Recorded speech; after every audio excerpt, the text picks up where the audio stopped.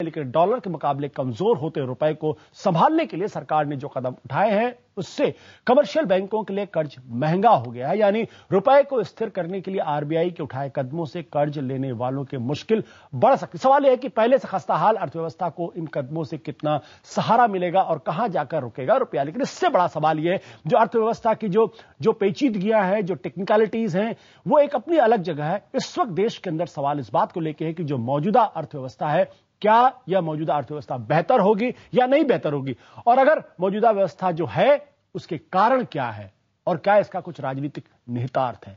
इसी पर करेंगे चर्चा आज की चर्चा में।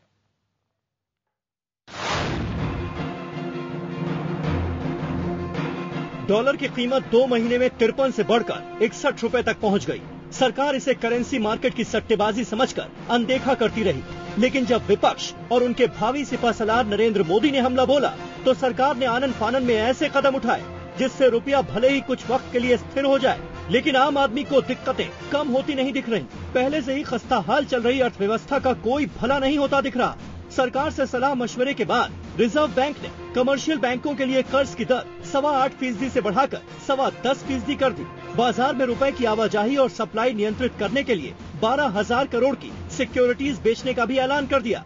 रिजर्व बैंक के इस फैसले को सरकार सही दिशा में उठाया गया कदम मानती है। Both RBI and the government are fully on board and on the same page as far as the measures that were taken yesterday. As I said, the measures are intended to quell speculative activity in the forex market and to stabilize the rupee.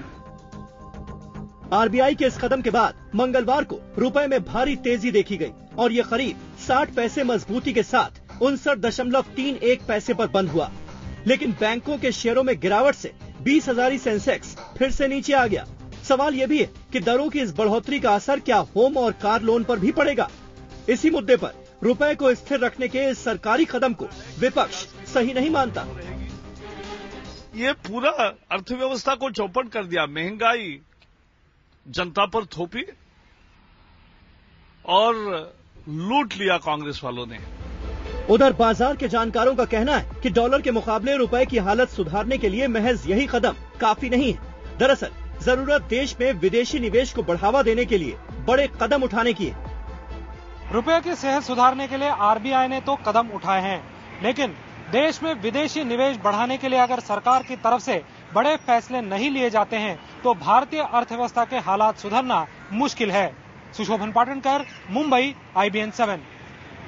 और agenda के कुछ सवाल हैं। इन सवाल में चर्चा करने के पहले आपको बता दें इस वक्त जो ताजा जानकारी आ रही है उसके मुताबिक टेलीकॉम सेक्टर में 100% यानी 100% उसमें जो है वो विदेशी पूंजी निवेश की अनुमति दे दी गई है। साथ ही साथ रक्षा मामलों में भी 49% कुछ शर्तों के साथ उसमें जो है वो फॉरेन डायरेक्ट इन्वेस्टमेंट की मंजूरी दी गई है। इन तमाम सवालों में चर्चा करेंगे क्या इसका कुछ असर पड़ने वाला है या नहीं पड़ने वाला है। लेकिन फिलहाल जो 5 सवाल हैं वो सवाल महत्वपूर्ण है। आखिर इन हालात में कहां जाकर रुकेगा रुपया, पहला सवाल। दूसरा सवाल, आखिर रुपया इस कदर खस्ता हाल हुआ ही क्यों। तीसरा सवाल, रुपए की कीमत को लेकर वक्त रहते क्यों नहीं जागी सरकार। चौथा सवाल, अर्थव्यवस्था पर इस उठापटक का कितना गहरा असर होगा। और आखिरी सवाल, क्या अभी और कटेगी आम आदमी की जेब। जाहिर है खुली अर्थव्यवस्था में बाजार घर घर तक असर करता है। महंगा रुपया आम आदमी की जेब में सुराख कर रहा है। ऐसे में हमारा एजेंडा साफ है, अर्थव्यवस्था सुधारे सरकार। बात करने के लिए हमारे साथ बीजेपी के नेता प्रकाश जावड़ेकर, कांग्रेस के नेता अखिलेश प्रताप सिंह जो लखनऊ से हमारे साथ जुड़े हैं, उद्योगपति वेणुगोपाल धूत जो मुंबई से हमारे साथ, और दैनिक जागरण के नेशनल ब्यूरो चीफ और वरिष्ठ पत्रकार आर्थिक पत्रकार अंशुमन तिवारी इस वक्त हमारे साथ मौजूद। अंशुमन, ये जो ताजा हालात है, रुपए के बारे में चर्चा लगातार हो रही है, लेकिन क्या ये रुपए का लगातार डॉलर के मुकाबले कमजोर होना और उसके लिए उठाए गए कदम, क्या ये अर्थव्यवस्था की गिरती हालत, खस्ता हालत की ओर इशारा करता है या सिर्फ एक आर्थिक टेक्निकल मामला है? टेक्निकल मामला नहीं है, क्योंकि आप अगर देखें पिछले 3-4 साल से जो भी आर्थिक कुप्रबंध है उसका फ्लैग बनकर रुपया सामने आया है। और अगर आप इतिहास में जाएं तो विदेशी मुद्रा भारत की सबसे कमजोर नस है। इसे हम पुरानी फॉल्ट लाइन कहते हैं और इस फॉल्ट लाइन से हम 97 में भी जूझे थे और पहला संकट 91 का जो आया था वो इसी रास्ते से। क्या इंडिकेट करता है ये? ये गिरावट इंडिकेट करती है एक आपकी का विदेशी मुद्रा का मोर्चा बहुत कमजोर है। और आज अगर आप इंडिकेटर्स में देखें तो भारत के पास औसतन 6.5 से 7 महीने का इंपोर्ट कवर मौजूद है। अलग अलग आकलन मौजूद है। अगर भारत के बकाया कर्ज को जोड़ लिया जाए तो स्थिति और चिंताजनक हो जाती है। दूसरा है कि आज जो कदम उठाया गया है, इस कदम के बाद पूरा वित्त मंत्रालय और रिजर्व बैंक ये सोच रहा था कि रुपया बहुत ताकत के साथ वापस लौटेगा और कम से कम 58 के आसपास डॉलर आएगा। लेकिन आज हमने देखा कि उतनी तेज बढ़त नहीं दिखाई दी, रुपए में माइल्ड ही बढ़ोतरी हुई। इसका मतलब रुपए की कमजोरी की अंतर्धारणा बाजार में बनी हुई है। इस कदम का लक्ष्य बाजार में सट्टेबाजी रोकना है। लेकिन एक चीज हमें ध्यान रखनी होगी कि रुपए के ज्यादातर फॉरवर्ड सौदे देश की सीमा से बाहर हो रहे हैं। बट अंशुमन, ये तो टेक्निकल मामले, मेरा सवाल इस बात को लेकर है, क्या ये किसी गंभीर बीमारी का लक्षण है कि रुपए की हालत लगातार कमजोर? अगर मैं अपने दर्शकों को बताना हूं कि इसका क्या असर हमारे जो दर्शक है, हमारे जो कंज्यूमर है, जो आम आदमी है, उसके लिए ये क्या समझ पैदा करेगा? उसके लिए पहली महत्वपूर्ण बात है कि अब भारत की महंगाई उस स्थिति में पहुंच गई है जहां हम ज्यादातर महंगाई आयात कर रहे हैं। पिछले दिनों में अंतर्राष्ट्रीय बाजार में कच्चे तेल की कीमतें घटी, हम उसका कोई फायदा नहीं ले पाए क्योंकि कच्चे तेल की कीमत घटने के साथ ही रुपया 53 से 60 हो गया और जो कमी पेट्रोल की कीमतों में दिखाई देनी चाहिए थी वो नहीं दिखाई दी। इसलिए मैंने लगातार पेट्रोल डीजल की कीमतों में बढ़ोतरी देखी, रुपए में गिरावट के साथ। पहला बिंदु। दूसरा बिंदु ये कि बाकी चीजों का जिनका हम इंपोर्ट कर रहे हैं, चाहे जो भी कमोडिटीज भारत में इंपोर्ट होकर आ रही हैं, उनकी सबकी कीमतें बढ़ गई और उनका सबका परोक्ष असर इस पर दिखाई पड़ रहा है। जो तीसरा बहुत बड़ा असर है वो ये है कि भारत की सारी प्रमुख कंपनियां, करीब 150 बड़ी कंपनियां ऐसी हैं जिनके बड़े पैमाने पर विदेशी कर्ज हैं और अब उन विदेशी रुपए के गिरने के कारण उनके विदेशी कर्ज महंगे हुए और वो अपनी लागत को उपभोक्ताओं के साथ बांटेंगी, अर्थात वो जो उत्पाद सेवाएं दे रही हैं उनकी लागत वो बढ़ाएंगी। तो कुल मिलाकर हम जहां से शुरू हुए थे, भारत की समस्या की शुरुआत जिस महंगाई से हुई थी 2008 में, रुपया वापस लौटकर उसी महंगाई को मजबूत करता हुआ दिखाई दे रहा है। आपका कहने का मतलब यह है कि जो अर्थव्यवस्था को जो बुनियादी रोग लगा है, जिसकी वजह से अर्थव्यवस्था लगातार हमारी गिरती जा रही है, हालांकि अभी भी दुनिया की दूसरी सबसे तेज बढ़ने वाली अर्थव्यवस्था है, उसका एक लक्षण नजर आ रहा है रुपए के कमजोर होने में। ये एक बड़ा सवाल है। हम इसके राजनीतिक पहलुओं पर चर्चा करेंगे, सरकार को भी घेरने की कोशिश करेंगे, लेकिन हम आपको सीधे ले चले मुंबई, जहां वेणुगोपाल धूत जो वरिष्ठ इंडस्ट्रियलिस्ट इस वक्त हमारे साथ मौजूद है। धूत साहब, क्या जो मैं सवाल अंशुमन तिवारी से करा तो वही सवाल आपसे, क्या अर्थव्यवस्था की हालत वाकई बहुत कमजोर है और अब मामला खतरे के निशान से ऊपर होता जा रहा है, लोगों को चिंता करने की जरूरत है? क्या यह आकलन सही होगा? नहीं, मुझे नहीं लगता ये सब इतनी खराब अर्थव्यवस्था है जी। प्रधानमंत्री जी ने कहा है कि 6.5% ग्रोथ होने वाली है। सरकार का टैक्स कलेक्शन जो 16 लाख करोड़ रुपए टोटल बजट का कलेक्शन है वो भी होने वाला है, उसमें ज्यादा ही आ रहा है। अब आइए फॉरेन एक्सचेंज के बारे में। आप जिसे कहते हैं इमर्जिंग मार्केट इकोनॉमी में सब जगह डॉलर एप्रिशिएट हुआ है। आप चाहिए ब्राजील लीजिए, इतनी बड़ी इकोनॉमी है, और फिर साउथ अफ्रीका है, रशिया है, और उसमें इंडिया का भी नंबर लग गया है। तो इस प्रकार से इंडियन इकोनॉमी कोई इसे डाउन नहीं समझे, डॉलर थोड़ा स्ट्रांग हो गया है। सरकार ने बहुत कोशिश की। बट धूत साहब, आपके कहने का मतलब यह है कि लोगों को चिंता करने की जरूरत नहीं है, देश की अर्थव्यवस्था ठीक है, आप ये कहना चाहते हैं? हाँ, देश की अर्थव्यवस्था ठीक है। लोगों को मतलब जिनके बहुत ज्यादा बड़े बड़े इंडस्ट्री है उनको चिंता करना चाहिए, पर आम आदमी को चिंता करने जैसा कुछ नहीं है। थोड़ा सा ऑयल की प्राइस बढ़ेगी और तो कोई ज्यादा बढ़ने का ये ऑयल के कारण है नहीं। हाँ, जिनके बड़े बड़े कर्जे हैं फॉरेन में, जिन्होंने बड़ी बड़ी कंपनियां लगाई है, उनके लिए थोड़ा तकलीफ है, पर इसके लिए सरकार कोशिश कर रही है और उन्होंने काफी कोशिश किया है। करंट अकाउंट डिफिसिट कम किया है और कैपिटल अकाउंट जिसे कहते हैं, हमसे विदेश से पैसा आता है, वो आने के लिए आज के कदम लिए हैं। आज क्या होगा कि अगर दूत साहब, आप जो बातें कह रहे हैं, आप जो बातें कह रहे हैं उन्हीं बातों को आगे बढ़ाते हुए प्रकाश जावड़ेकर जी, जो बात धूत साहब कह रहे हैं, बड़े इंडस्ट्रियलिस्ट हैं, क्या आप उनकी राय से सहमत हैं? नहीं, पहले तो ये है कि आप जो सवाल आपने पूछा कि क्या सरकार देर में जागी, तो उसका पहला उत्तर है कि हाँ, सरकार बहुत से देर से जागी है। आपके बोलने की गति जो है आशुतोष, मैं उसका कायल हूं। आपका स्टेनो कैसे करता होगा मुझे पता नहीं, हमारे पास कोई लेकिन नहीं। वो अच्छी चीज है, लेकिन उसके ज्यादा गति से रुपया गिर रहा है और सरकार देखती रह गई। और ये ऐसा नहीं कि सारे दुनिया में अपनी अपनी करेंसीज इतनी गति से घट रही है, ये सही नहीं है। डॉलर का स्ट्रांग होना, लेकिन कितनी गति से होना और रुपये का डिप्रिसिएशन जिस तरह से हुआ है। आपने पेट्रोल डीजल का जिक्र किया, आम आदमी का एडिबल ऑयल आज 50% आयात होता है। तो वो भी महंगा होगा। हर आयात चीज, सारी इलेक्ट्रॉनिक गुड्स, कंप्यूटर से लेकर वो सब महंगा होगा। उसके साथ साथ एक बार पेट्रोल डीजल होता है तो माल ढुलाई का कीमत बढ़ता है, तो सब कीमतें बढ़ती है जी। आज के हिसाब से लगभग 1 से 1.5% तक महंगाई का दर बढ़ेगा, जो 2009 से लगातार बढ़ ही रहा है। और इसलिए ये आम आदमी के लिए बहुत बुरी नजर है। आज जो कदम उठाया 12,000 करोड़ का सिक्योरिटीज के बारे में, तो उससे भी क्या हुआ है, सभी बैंकों ने आज तुरंत 75 पॉइंट बेसिस पे इंटरेस्ट रेट बढ़ाए। तो आप क्या कर रहे हो, भारत के उत्पादन को अनकॉम्पिटिटिव कर रहे हो और भारत के उद्योग का खर्चा बढ़ा रहे हो। यानी ये बहुत विचित्र परिणाम है और सरकार देर में जागी, ये सही है। और ये इसलिए हुआ है कि आज पहली दफा फॉरेन एक्सचेंज रिजर्व से एक्सटर्नल डेट ज्यादा है और आज सरकार ने एफडीआई के निर्णय लिए। लेकिन मैं बताऊं, पिछले 3 साल में जितनी एफडीआई आई देश में, उससे भारतीय निवेशकों ने ज्यादा एफडीओ मतलब फॉरेन डायरेक्ट आउटफ्लो ज्यादा है जी। यानी आपके कहने का मतलब यह है कि आप कि जो देश की अर्थव्यवस्था है इसकी हालत अच्छी नहीं है और इसका असर आम आदमी पर पड़ेगा और आम आदमी से परेशान होगा। अखिलेश प्रताप सिंह जी, जैसा कि प्रकाश जी कह रहे, भाई सरकार देर से जागी, ये कोई नई बात नहीं है। दुनिया में हर जगह भारत की अर्थव्यवस्था के बारे में चर्चा हो रही, लोग कह रहे हैं कि भारत की अर्थव्यवस्था जो टेक ऑफ पॉइंट पे था अब उसके नीचे ढलान की तरफ है और ये अच्छी बात नहीं है। क्या आपको लगता है कि सरकार अर्थव्यवस्था को मापने में, उसको संभालने में नाकाम रही? नहीं, ये गलत आरोप है। आज तो उसे मैं आपको याद दिलाऊं, जब हमारे वित्त मंत्री बजट ला रहे थे उस समय हर कोई ये अंदाजा लगा रहा था कि बड़े पॉपुलर बजट आएंगे और बहुत सी चीजें ऐसी की जाएंगी जो लोक लुभावनी होंगी। लेकिन उस समय यह संदेश दे दिया गया था कि हम इकोनॉमी को ठीक करने हमारी प्रायोरिटी है, जो इकोनॉमी हमारी कमजोर हुई, क्योंकि 2008 में भी हम बिलो 4 आ गए थे। तो उसको भांपते हुए हमने कोई पॉपुलर मेजर नहीं उठाए, हमने इकोनॉमी को ठीक करने का दुरुस्तीकरण किया।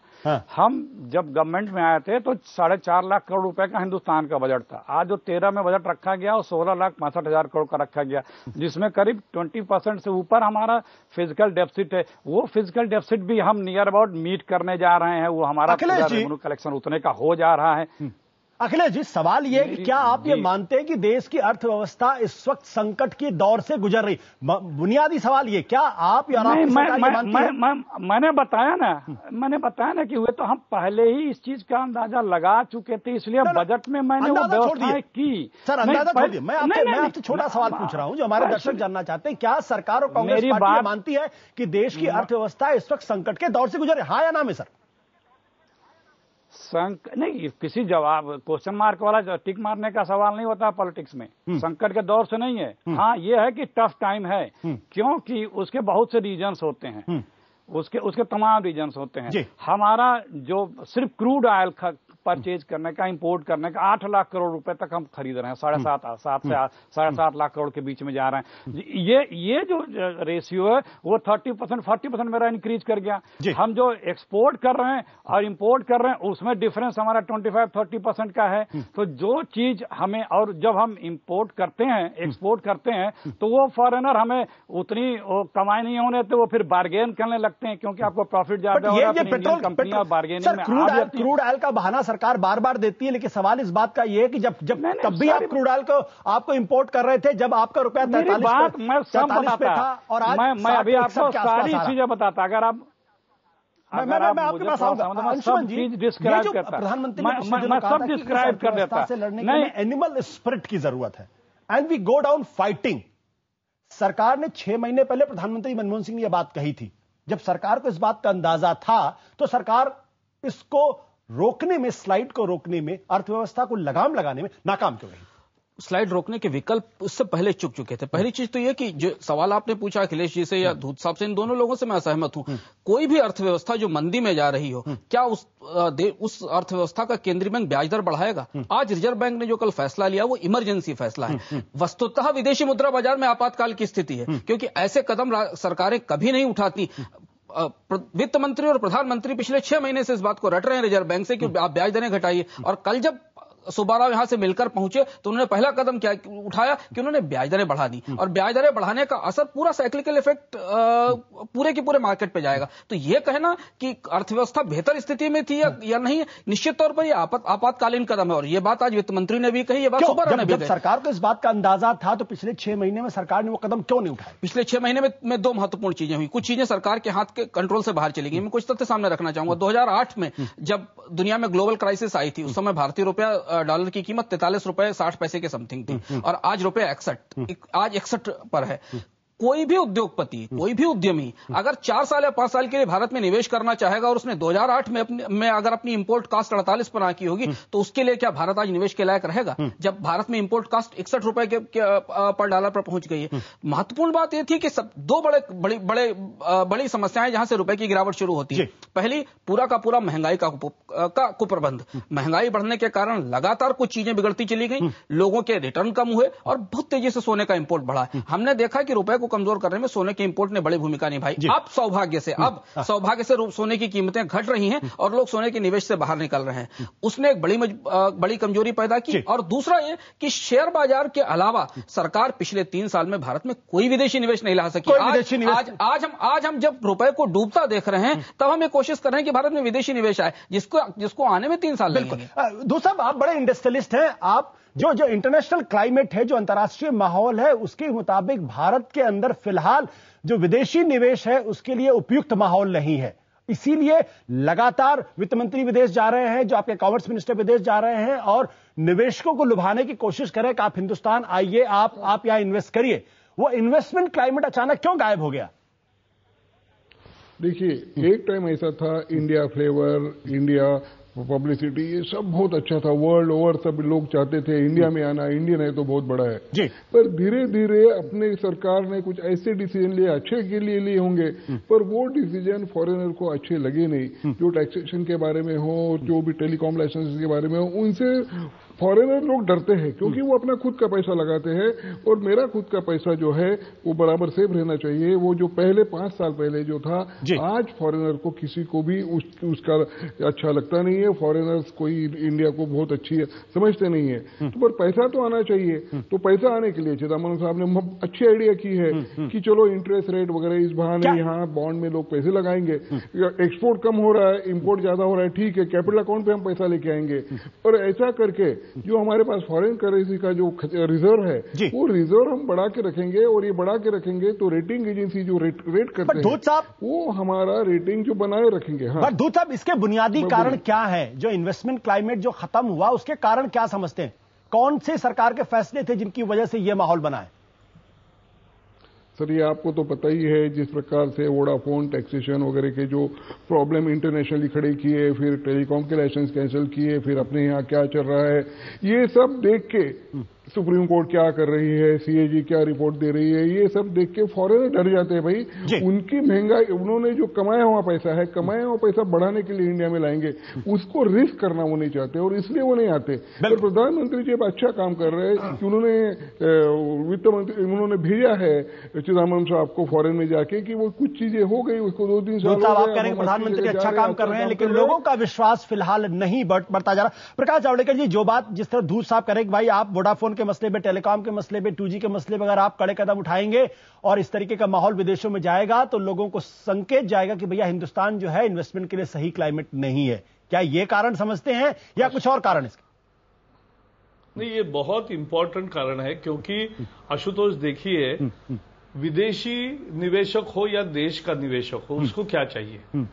एक सही ठीक कानून हो, उसका एक अमल का सही तरीका हो जी, और पॉलिसी के बारे में एक लंबे समय तक के लिए एक नीति साफ हो और नियम के अनुसार खेल चले जी, तो वो लोग आने को तैयार है। लेवल प्लेइंग फील्ड होना चाहिए और रूल बेस्ड इक्विटेबल सिस्टम होनी चाहिए जी। अगर ये नहीं दे पा रही तो ये गवर्नेंस का डेफिसिट होता है, और जब गवर्नेंस का डेफिसिट हो, इसीलिए मैंने जो पहले कहा कि केवल विदेशी निवेश आना बंद हुआ, इतना ही नहीं, विदेशी निवेश जितना आ रहा है उससे ज्यादा भारत के उद्यमी भारत के बाहर निवेश कर रहे हैं। यानी उनका भी हम विश्वास अगर रखेंगे और भारत में वो निवेश करें, ऐसी स्थिति पैदा करेंगे, उसके लिए जो सुशासन का, एक गवर्नेंस का जो डेफिसिट है, वो मुख्य कारण है और इसी कारण आज यह आर्थिक स्थिति को हम देख रहे हैं। बट प्रकाश जी, एक सवाल इस बात को भी लोग उठाते हैं कि भाई जो गठबंधन की राजनीति है, उस गठबंधन की राजनीति और विपक्ष के असहयोग के कारण सरकार को जो कड़े सुधारों के कदम उठाने चाहिए वो नहीं उठा पाए। एफडीआई के मसले पर, चाहे वो रिटेल सेक्टर हो, उसको जो उठाने में 1 साल लग गया, और जब वो आपने वो कदम भी उठाया उसमें इतने बट परंतु लेकिन लग गए कि अब उसका कोई असर भी नजर नहीं आ रहा। नहीं, देखो, ये तो विपक्ष का मुद्दा नहीं है और उनके अलाइज पर भी दोष बढ़ना अच्छा नहीं है, क्योंकि उन्होंने बहुत ज्यादा विरोध किया और ये किया, ऐसा नहीं है। सरकार जब तय करती है, अटल जी ने 27 पार्टियों को लेकर चला है, 23 पार्टियों को लेकर, तो जो सुधार के कार्यक्रम थे वो लागू किए ना। तो एक बार जो नेतृत्व का डेफिसिट है और गवर्नेंस डेफिसिट है, उसके कारण ये भी समस्या पैदा होती है। और जहां तक विपक्ष की बात है, हमने ये नहीं कहा कम्युनिस्टों जैसा कि एफडीआई चाहिए ही नहीं। हमने कहा एफडीआई उन क्षेत्रों में लाओ जहां हमें टेक्नोलॉजिकल एडवांसमेंट का फायदा मिलेगा, उनकी बाहर की टेक्नोलॉजी यहां आएगी, और जो क्षेत्र में हमारी कमी है वहां वो भरे। उसके लिए हमने तो हमेशा हाँ कहा है, लेकिन ये ऐसे चीज पे जा रहे हैं मतलब आप कि जहां खुदरा व्यापारी मौजूद है, अच्छा काम कर रहा है, उसको ही समाप्त करने को निकलोगे तो थोड़े ना कोई। आपके कहने का मतलब विपक्ष का असहयोग इसके लिए जिम्मेदार नहीं। बट अखिलेश प्रताप सिंह जी, पिछले दिनों आप किसी भी इकोनॉमिस्ट से बात कर लीजिए, आप किसी भी व्यक्ति से बात कर लीजिए, अंतर्राष्ट्रीय हो या राष्ट्रीय हो, सबने कहा कि सरकार को लकवा मार गया, पॉलिटिकल पैरालिसिस हो गई, फैसले लेने बंद हो गए, ब्यूरोक्रेसी और दूसरे जो होने चाहिए उन्होंने नहीं किया, जिसकी वजह से अर्थव्यवस्था में समयानुकूल जो बदलाव होने चाहिए वो नहीं कर पाए। क्या ये आरोप सही है? आशुतोष जी, पहले तो आपने मेरे ऊपर आघात कर दिया, मुझे मौका कम दिया। मैं पूरी बातें बहुत विस्तार से बताया होता आपको, लेकिन मैं अब लंबा समय लेने में थोड़ी दिक्कत होती टीवी में, माफ करिए। नहीं, जितना लोगों को दिया उससे आधा में मुझे नहीं दिया। कई 2-3 फैक्चुअल करेक्ट कर दूं हमारे जावड़ेकर साहब को। जब एनडीए की सरकार थी तो डबल डिजिट बिलियन डॉलर में भी एफडीआई नहीं हुआ था, डबल डिजिट में भी नहीं हुआ था, 10 में भी नहीं आया था। दूसरी बात, जो इन्होंने आउटफ्लो एफडीआई बताया है वो हमारा काफी डिफरेंस है। जो इन्होंने 3 साल का बताया, 3 साल का नहीं, मेरे पास 5 साल 10 साल का रिकॉर्ड है, लेकिन उसमें वो फैक्चुअली हमें इनकरेक्ट लगा। तीसरी बात, देखिए कई रीजन्स हैं। हम एक तो एटमॉस्फेयर नहीं दे पाए, इतना ज्यादा यहाँ पे चीजें रुक गई, चाहे स्पेक्ट्रम हो, चाहे कोल से रिलेटेड, पावर से रिलेटेड, ये सारी चीजें थी, रुक गई। वो तो सरकार की जिम्मेदारी है ना। तीसरे जो नहीं, देखिए सिर्फ सरकार की जिम्मेदारी नहीं है, बहुत सिर्फ एक व्यक्ति की जिम्मेदारी है। सरकार काम करना चाहती है, जब एक हंग पार्लियामेंट है, कोलिशन गवर्नमेंट है, तो सबको सहयोग करना चाहिए जो नेशनल इंटरेस्ट में चीजें हैं। हम रिफॉर्म्स ला रहे हैं, कोई रिफॉर्म्स ला नहीं दे रहा है। आप देखिए कैसे लाना पड़ा है एफडीआई को। जब ये हुआ कि ये सरकार निर्णय न ले रही है तो हमें बोल्ड डिसीजन लेना पड़ा एफडीआई के लेकर के। इसी तरह जब न्यूक्लियर डील के बाद तो भी बोल्ड डिसीजन लेना पड़ा था। तो हमें यह दिखाना पड़ेगा कि हम डिसीजन ले रहे हैं। डिसीजन तो हमारे यहाँ पेंडिंग चीजें नहीं है, तब इंडस्ट्रियलिस्ट आता है। हम लाख फैसिलिटी दें, आप कोई डिसीजन ही ना लें और उसको सेफ ना रखें उसके निर्णयों को, तो फिर कोई भी नहीं आएगा। वो फिर तय कर लगा कि हमारे डिसीजन अच्छे हैं कि बुरे, लेकिन डिसीजन जैसा लेंगे उस हिसाब से वो आएगा। तो ये चीजें पिछले कुछ सालों में खराब किया गया जानबूझ करके एटमॉस्फेयर, क्योंकि इसका क्रेडिट गवर्नमेंट को जा रहा था, यूपीए सरकार को जा रहा था। अखिलेश जी, बहुत सी चीजें हुई। अखिलेश जी माफ करेगा, मैं आपको बीच में रोकूंगा। यानी आपके कहने का मतलब कहीं ना कहीं फैसलों में रुकावट हुई, उसके लिए आपकी नजर में कुछ दूसरे लोगों ने अड़ंगा डाला।